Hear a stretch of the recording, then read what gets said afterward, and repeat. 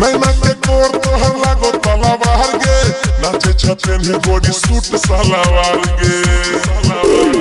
नैना के कोर तोहर लागो तलवार गे नाचे छपेन ही बॉडी सूट सलवार गे किया एते तू चमकाई छे कोन सेंट लागला ही ओढ़नी में जे एते तू गमकाई छे गे कोन सेंट लागला ही ओढ़नी में जे एते तू गमकाई छे गे कोन सेंट लागला ही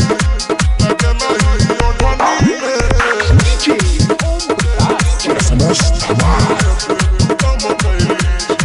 बाजते जाय छोटी के आगे धमाधम के पीछे से कूद कूद के भइल है गरम के छतु हसीना तोरा छुट तो पसीना उमल शरीर तोहर पूरा नरम के आहे गई बाजते जाय छोटी जे आगे धमाधम के पीछे से कूद कूद के भइल है गरम के छतु हसीना तोरा छुट तो पसीना उमल शरीर तोहर पूरा नरम के चांद जेना तू चमकाई छे कोन सेंट लगला ही ओढ़नी में जे एते तू गमकाई छे गे कोन सेंट लगला ही ओढ़नी में जे एते तू गमकाई छे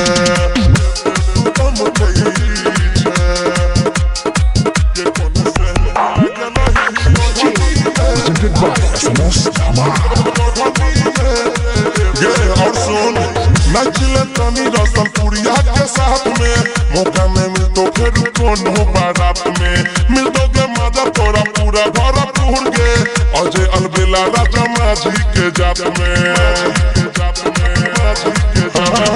नचले तनी रसलपुरिया के साथ में मौका में मिल तो फिर कोनो बारात में मिल दोगे मजा तोरा पूरा भरपूर गे अजय अलबेला राजा माझी के जात में तनु छुआला परम कही छे गे कोन सेंट लगला ही ओढ़नी में जे एते तू गमकाई छे कोन सेंट लगला ही ओढ़नी में जे एते तू गमकाई छे